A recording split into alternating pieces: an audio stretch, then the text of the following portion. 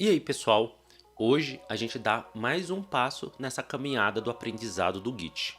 Eu já tenho um vídeo aqui falando o mínimo que você precisa saber sobre o Git. Vou deixar em cima no card, entra lá, assiste primeiro, porque esse vídeo tem como pressuposto que você já entendeu aquilo.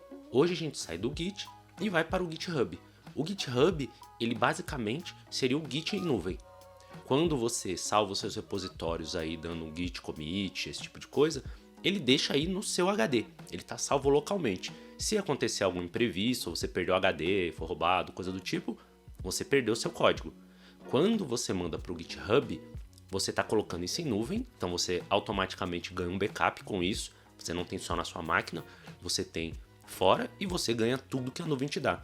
Como a facilidade de trabalhar no computador da sua casa e quando você chegar no seu trabalho você poder atualizar isso. Você ganha também a possibilidade de distribuir o seu código, né? Mais pessoas, por exemplo, vocês podem entrar lá nos meus repositórios e ver o meu código e a gente pode trabalhar junto, ter uma sincronia melhor entre isso, melhor obviamente do que a gente ficar trocando arquivos através de Ctrl+C, Ctrl+V.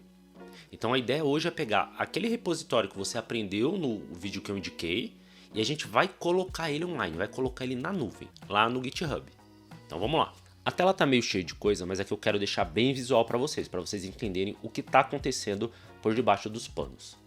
Aqui no lado esquerdo superior, onde vocês estão vendo a minha cara gigante aqui, é a minha página do GitHub, né? Se vocês quiserem, vocês podem inclusive me seguir lá. Onde vai mostrar, quando vocês abrirem de vocês, vai mostrar os repositórios de vocês, o que vocês seguem, esse tipo de coisa. Lembrando que repositório é só um outro nome para uma pasta onde está o seu projeto. No lado esquerdo inferior, eu tenho aqui o prompt, que é onde a gente vai digitar os comandos, né? Eu vou fazer esses comandos pelo prompt.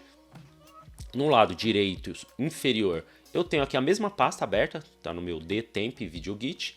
E em cima o editor de texto, onde eu vou fazer algum arquivinho, alterar para a gente poder ver modificações. Então vamos dizer que a gente esteja seguindo o fluxo básico aí, que você criou uma pasta no seu HD, você vai colocar os arquivos do seu projeto lá e depois você quer salvar isso em nuvem. Então esse é o caminho que a gente vai percorrer aqui. Então obviamente eu já criei a pasta, né? A minha chama videogit e no momento não tem nada nela. Eu poderia simplesmente já iniciá-la como um diretório git, mas para efeito didático eu vou colocar primeiro alguma coisa nela, porque muitos dos projetos de vocês já estão criados. E aí você vai querer colocar este projeto na nuvem. E aí eu vou reproduzir isso. Então primeiro eu vou fazer aqui uma lista de filmes. Então coloquei 2 filmes aqui, vou salvar. Ó, salvou aqui como filmes.txt, mas esse diretório ainda não foi iniciado como um diretório Git. Para fazer isso, vocês já aprenderam no outro vídeo. Só isso, git init. Você pode ver que inclusive ele já cria uma pasta aqui que pode não aparecer, depende da configuração de vocês do Windows Explorer, não vai aparecer, é que eu gosto de exibir os arquivos ocultos, mas aqui ele vai fazer toda a questão de backup dele, controle do que está sendo alterado e coisa do tipo. Não é importante para nós nesse momento.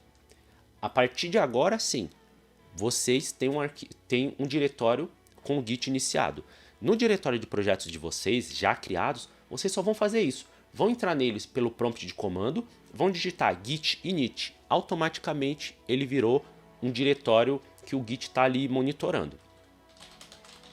Se a gente der um git status, a gente vai ver que o filmes.txt não está ali sendo monitorado ainda. No de vocês vai aparecer tudo que vocês colocaram.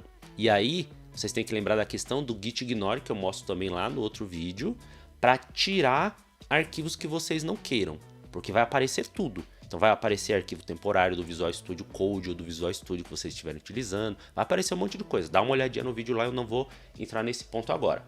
Aqui o que a gente vai fazer? Simplesmente ele já dá a dica. Ó. Use git add file. A gente pode colocar arquivo por arquivo, se a gente quiser, selecionar e fazer, vamos dizer assim, os commits particionados, né, mais organizados. Mas no nosso caso aqui, e na maioria das vezes, git add ponto. Ponto ele faz referência ao próprio diretório, então ele vai pôr tudo que está no diretório que ainda não foi ali traqueado, ele vai colocar lá. O git status agora mostra, ó, que ele já está lá, ainda não comitei, como a gente costuma dizer, ó, mudanças a serem comitadas. E eu vou fazer isso agora. Pronto, git commit, lista de filmes. Nesse momento, já comitei. Se eu fizer alguma alteração neste arquivo texto que a gente criou aqui, eu posso voltar. Eu já tenho um backup dele, o Git já está cuidando disso para mim. Mas a ideia agora é, como é que eu mando isso para a nuvem? Como é que eu mando isso para o GitHub? Existem algumas formas, e se vocês entrarem na documentação do Git, eles vão te mostrar. Mas eu vou te mostrar aqui duas formas que eu acho mais fáceis. Primeiro, a gente vai até o repositório. Vou criar um novo repositório. O nome aqui, ele pode ser o mesmo, mas não é necessário que seja. Eu vou até colocar diferente para vocês verem que não há necessidade de ser o mesmo nome. Então, ó, o nosso embaixo é VideoGit. Lá no GitHub vai ser VideoGit Test. Não pode ser o mesmo, mas não precisa. Aqui eu não vou preencher mais nada. Ó. Nesse momento, inclusive, a gente pode escolher aqui ó, um Git Ignore. Ele já tem alguns, eu poderia colocar ó, Visual Studio. E aí ele já saberia o que tirar ali, o que não precisa, mas não vem ao caso. Vamos criar o repositório. O próprio GitHub ele já dá a dica de como trabalhar a partir de agora. A gente pode ó, criar um novo repositório. Então vamos dizer que a gente está partindo do zero. Eu poderia já partir do zero, mas criando o repositório remoto e utilizando ele no meu computador. Ou eu poderia pegar um diretório já existente. Então aqui ele já deu a dica para a gente de tudo que a gente precisa fazer. Este caminho aqui que a gente está vendo, terminando em .git, seria o endereço do nosso repositório na nuvem. Então aqui ele vai fazer o quê? Ele vai adicionar essa parte remota, vai criar uma branch e vai enviar o que está no nosso computador para lá. Calma que eu vou explicar cada parte dessa. Eu só queria antes de tudo mostrar que essa telinha que a gente está vendo aqui é quando o repositório está vazio. Aí ele já dá a dica, ó, o repositório está vazio, provavelmente você vai querer fazer uma dessas coisas. Porque a gente vai ver isso mudar já já. Então vamos por partes. Vou copiar somente a primeira parte. E vou colocar aqui, ó, adicionar aqui embaixo, no lado esquerdo, ó, no meu diretório atual, eu vou colocar essa, vamos dizer assim, essa conexão remota. Em algum momento de vocês, quando vocês estiverem fazendo esses comandos, eles podem pedir usuário e senha, inclusive o seu e-mail. Porque, obviamente, tem uma questão de segurança. Não é simplesmente qualquer pessoa que tem esse endereço que consegue mandar código para o seu repositório. Então, aí na hora que pedir, você coloca o e-mail que você está utilizando, a senha ele vai deixar gravado, depois ele não pede de novo, assim como o meu não pede. Então, vamos lá. Estou adicionando aqui o repositório remoto. Vou copiar aqui para criar a branch. E o que é a branch? Uma branch seria uma ramificação do seu código. A gente geralmente tem a main, que seria a principal, né? Que é onde você deve deixar o código que está funcionando. E criar outras branches quando você for criar novas coisas no seu programa. O que isso quer dizer? Vamos dizer que você tenha um sistema de escola. Então você tem os alunos lá. Mas você não tinha muita informação dos alunos. Você tinha nome, data de nascimento e classe. E a partir de algum momento você precisou ter o endereço deles para, sei lá, enviar um boleto que seja. O que você vai precisar fazer? Você vai ter que fazer um cadastro dos boletos e em algum momento você vai precisar do endereço. Então, olha só. Se você começa a fazer tudo no mesmo lugar, que seria na mesma branch, na branch principal, então você já tem lá o seu sistema funcionando e aí você foi lá, adicionou mais uma telinha para o boleto e aí você percebeu que vai precisar mexer no cadastro do aluno, porque você tem que colocar o endereço, aí você começa a mexer também no cadastro do aluno. Só que aí, esse trabalho não é um trabalho pequeno. Deu a sua hora de ir embora, você fechou e foi embora para sua casa. Nesse momento, o seu código ele não está funcionando. Se por algum acaso a gente precisar gerar um executável do seu programa naquele momento, ele não está funcionando. Você não pode simplesmente pegar o código lá e criar um executável, porque você começou inclusive a mexer na tela de aluno. E a tela de aluno você deixou ela quebrada, porque você está colocando ainda, você não terminou, você ainda está colocando alguns campos ali, do endereço, coisa do tipo. Mas nesse momento, se você precisa do seu código, ele não está lá disponível. Vamos dizer que no dia seguinte a pessoa do comercial fala assim, olha, temos um novo cliente, precisa colocar esse código lá. Você não tem. Aí você vai ter que desfazer isso através do Git? Pode ser, mas aí você começa a ser um trabalho um pouco mais difícil. O que você deveria ter feito? Você mantém o seu código funcionando, que é aquele código que já estava ali com o aluno, sem endereço, mas estava funcionando. Ele fica ali na principal. Você cria uma branch, pensa num braço, num ramo. Você cria uma cópia disso e começa a trabalhar na cópia. Aí nessa cópia, nessa branch, você cria nova tela de boleto, você começa a mexer no cliente, você começa a mexer no aluno, você faz alguma alteração, inclusive de código para banco de dados, aí você tá mexendo, aí passou um dia, aí você foi para sua casa, no outro dia você fez, aí passou, sei lá, era sexta, passou sábado, domingo, você voltou na segunda, você tá trabalhando naquele código, mas a sua branch principal, que é essa que a gente chama de main, ela tá lá. No momento, se alguém te liga do comercial e fala, precisa colocar isso em algum cliente, você tem, você executa e coloca. Obviamente ela não vai com o endereço, porque o endereço ainda não está pronto, mas não está pronto para ninguém. Nem para os seus clientes antigos, obviamente nem para os novos. Mas o seu código está funcionando. Então você vai lá, instala, e aí todo mundo sabe que dali a alguns dias vai ter essa implementação de boleto. Quando a implementação do boleto está pronta, o que você faz? Você faz um merge, você junta as branches.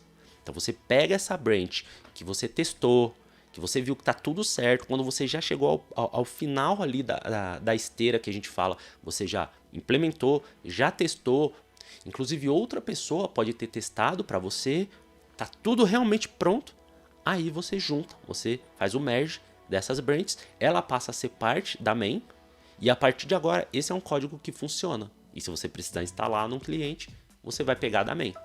E quando você tiver uma outra coisa para criar, vamos dizer que você precisa criar agora uma tela para controle dos carros que entram para buscar os alunos. Tudo bem, a sua main vai continuar lá, já junto com as novas atualizações ali do boleto. Você cria uma nova branch, trabalha nessa nova branch e só vai juntar ela na main quando ela estiver pronta.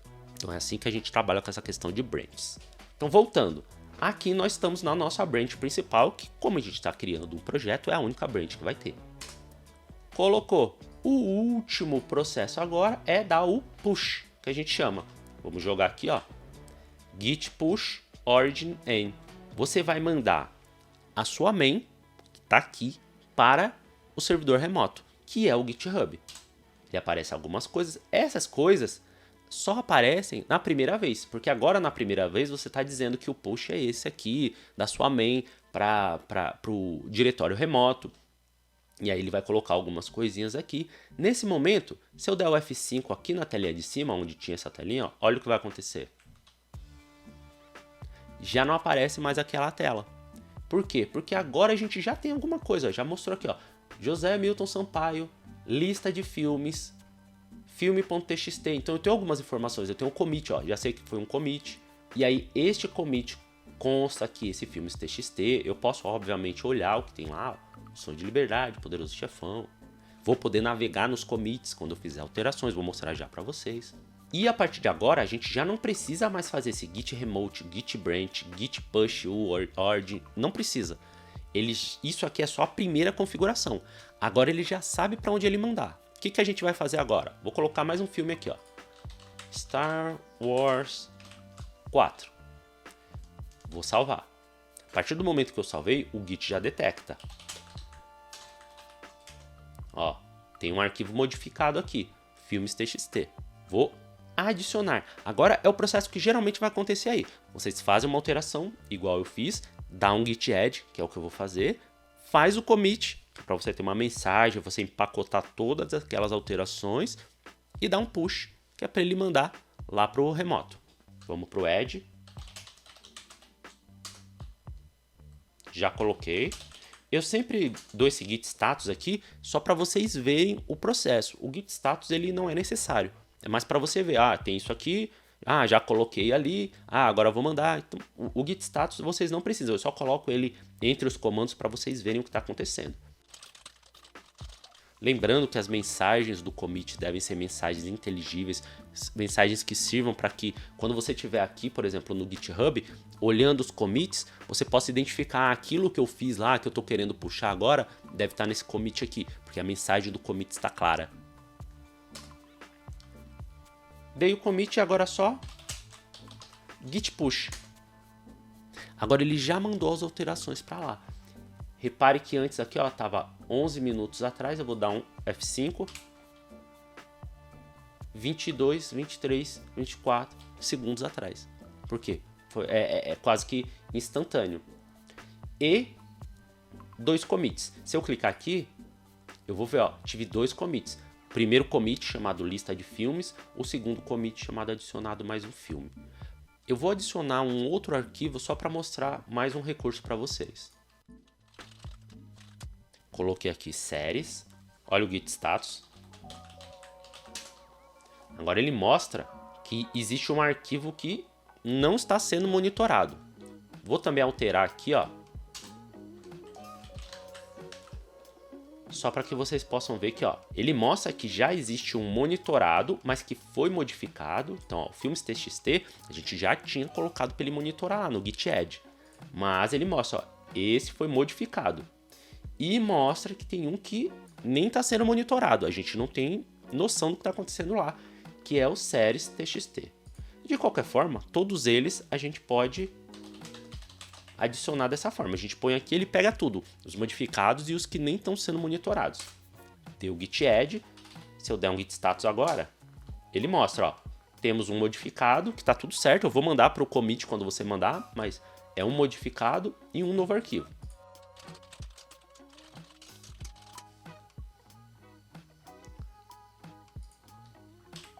Atualizando, ó, agora eu tenho 3 commits, 2 arquivos. E aí, o que eu quero mostrar para vocês é, se a gente navegar nos commits aqui, existe uma coisa muito interessante. Se a gente navegar aqui nos commits, a gente pode ver as alterações. Ó. Então, no segundo commit eu adicionei Star Wars.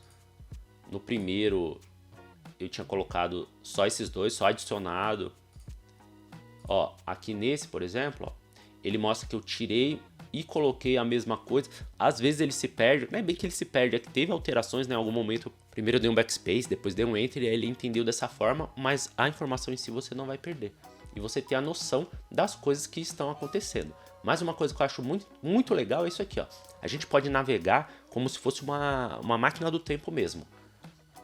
Quando a gente sabe já que temos 2 arquivos, mas como que estava o meu repositório quando eu fiz esse segundo commit aqui, o adicionado mais um filme? Se a gente clicar nesse botão, ele já mostra, ó, Browse at this point in the history. Ele vai mostrar como que estava lá. Então, arquivos que não existiam ainda, não vão existir. Arquivos que posteriormente eu tenha apagado, vão aparecer. Isso é importante porque, sei lá, vai que você está num projeto muito grande e em algum momento você apaga algum arquivo que você achou que não era importante e lá na frente começa a dar erro. Você pode vir navegando aqui na história, vamos dizer assim, e saber, ó, nesse commit aqui estava tudo funcionando e olha, o arquivo estava ali. Pode ser isso. Então, essa ferramenta eu acho muito interessante. Você sai pela história vendo exatamente as coisas que aconteceram. Ó, adiciona o arquivo, tira o arquivo, esse tipo de coisa. Tudo isso que a gente viu até agora foi para pegar um diretório com projeto que já existia e mandar para a nuvem, para colocar remotamente. Agora eu vou mostrar para vocês outra forma que poderia ser feito, por exemplo, se você fizesse do zero. A gente pode vir diretamente aqui no GitHub, você vai lá no seu perfil, repositórios, vai criar um novo repositório, vai colocar, vou colocar aqui, ó, vídeo git teste 2. Se você já sabe que vai criar um projeto, ASP.NET, C Sharp, esse tipo de coisa, já procura aqui o Visual Studio, ó, que ele já vai tirar um monte de coisa para você. Se você é de outra linguagem, está usando, sei lá, Python, você pode colocar ali JavaScript, Java, Node, ele tem um monte de gitignore já pré-configurados. Eu já vou colocar o Visual Studio para a gente poder ver. E você cria. Nesse momento, eu estou criando um repositório vazio. Eu não tenho nada nesse repositório. Eu poderia, inclusive, ter feito dessa forma, criado o repositório vazio, que é aquele passo que a gente já fez aqui nesse próprio vídeo. Só que lá naquele passo, eu não tinha incluído o gitignore. Então ele aparecia aquela telinha para mim, mostrando o comando de como linkar um diretório local a um diretório remoto. Nesse daqui, como eu já coloquei o gitignore, ele não mostra. Mas o que a gente vai fazer aqui? Simplesmente clonar isso daqui e trabalhar no nosso local. O que isso quer dizer? Primeiro, ó, a gente clica aqui em Code, ele dá esse enderecinho aqui, ó, só você clicar aqui ele copia. Você vem aqui na pasta onde você quer colocar esse repositório remoto. Então aqui eu estou no dtemp. Eu vou só dar um git clone e o endereço que eu copiei dali. Nesse momento, ele foi lá no GitHub, clonou, pegou tudo que está no repositório, que no caso não é muita coisa, só o git ignore, e colocou aqui no nosso. E já configurou para a gente tudo aquilo que a gente colocou de branch, de remoto. Ele fez isso automaticamente quando eu dei o clone. Se eu entrar nessa pasta agora, eu já acho o git ignore lá. Se eu entrar na pasta, eu também consigo ver, ó, o git ignore. Só para quem não viu nada do outro vídeo, por curiosidade, ó, o git ignore aqui ele mostra coisas que eu quero ignorar, eu não quero mandar para o GitHub. Tem algumas coisas, eu não vou entrar porque o vídeo já está muito grande, mas ele simplesmente está pegando vários arquivos que seriam temporários, que não precisa estar gastando banda, gastando espaço remotamente. E ele não precisa, porque geralmente o Visual Studio ele refaz esses arquivos. Mas retomando, o que a gente fez agora? A gente foi no caminho contrário. A gente criou um repositório lá, remotamente, clonou ele, git clone e o endereço, e a partir de agora a gente coloca aqui o nosso projeto. Por exemplo, eu poderia vir aqui agora e fazer isso.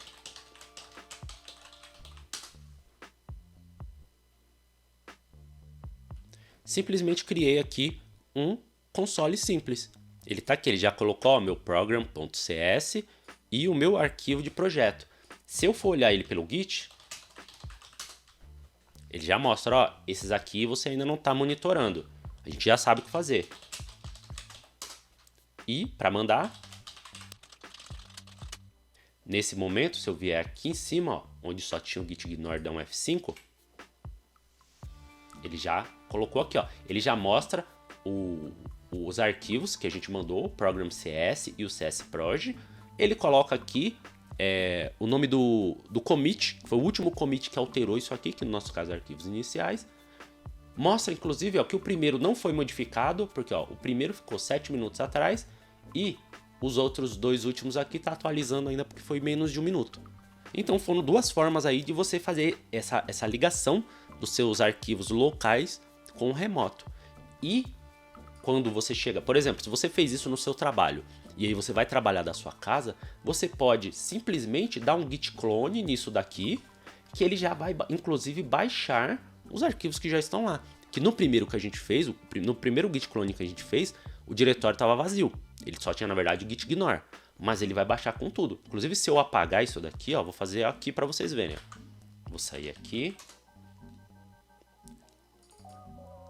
Apaguei o vídeo git test 2. Vou clonar ele aqui de novo. Lembrando, se vocês não tiverem endereço, é só vocês pegarem aqui em cima, ó, code, copiar isso daqui. Quando eu der o git clone aqui, ó, ele já baixou. Dessa vez ele baixou mais coisas, porque obviamente agora a gente tem mais coisas. Olha lá, git ignore, program e o csproj. Se eu vier aqui, mesma coisa. Então já tá lá na nuvem, tá backupado, esse tipo de coisa, e você baixou para cá. Legal, né? Bom, se tiver gostado, por favor, já deixa o like aí, se inscreve no canal se não tiver inscrito, manda para alguém que tá aprendendo Git, que tem alguma dificuldade, isso aí pode ser bem interessante. Mas a ideia é essa aqui, é você entender que existem outras formas, dá para fazer de outras formas. Inclusive o Visual Studio faz isso pra gente, o Visual Studio Code também faz de uma forma um pouco mais fácil, né, com telinhas e tal, mas eu acho importante a gente saber por debaixo dos panos o que está fazendo, porque tudo que eles estão fazendo lá, com telinha, com next, é isso daqui. Ele vai gerar esse código aqui por baixo dos panos e vai fazer. É importante que vocês saibam o que está acontecendo, para que no momento que der algum erro, no momento que vocês precisem alterar esse fluxo de alguma forma, vocês vão ter o conhecimento para fazer isso daí. Então hoje a gente viu a utilização do GitHub Lembrando que o Git é uma coisa, o GitHub é outra. GitHub é uma implementação do Git na nuvem, é da Microsoft, foi comprado pela Microsoft. A gente tem outras, como o Bitbucket, por exemplo. A própria Microsoft tem outras formas de trabalhar com o Git que seriam mais empresariais. Dá para fazer de outras formas, mas o GitHub ele é de graça. Ele é bem fácil de utilizar, você acha ajuda aí pela internet muito facilmente e você aprendeu a utilizar ele para colocar os seus projetos na nuvem. Lembrando, eu não mostrei, mas a gente pode deixar isso tudo privado, você não necessariamente precisa disponibilizar isso para as pessoas, então tenha o seu projeto confidencial do seu trabalho, que precisa estar guardado, não tem problema, você coloca lá como privado e ele não vai aparecer para outras pessoas. Tem como você fazer gerenciamento para permitir que algumas pessoas entrem. Então, por exemplo, eu poderia dar acesso a vocês para entrar aqui, fazer alteração, me pedir um pull request, inclusive é um vídeo que eu vou gravar futuramente, e a gente trocar informação, a gente trabalhar junto, isso é uma forma de trabalho, e o GitHub permite isso. E hoje eu mostrei para vocês duas formas. Vocês pegarem um repositório que vocês já têm aí na sua máquina, ou seja, uma pasta com seus projetos, e colocar online, e ensinei também vocês a criar diretamente lá, online, uma pasta vazia, um repositório vazio, clonar ele e já utilizar aí na sua máquina. Então você escolhe o jeito que for mais fácil para você. Se quiser dar uma olhadinha na documentação, é sempre interessante, sempre agrega mais. É óbvio que a documentação vai ter mais informação do que eu te passei, mas é isso. Espero que tenham gostado, espero que tenha sido útil. Se foi, já sabe, curte, compartilha, se inscreve. Vejo vocês no próximo código.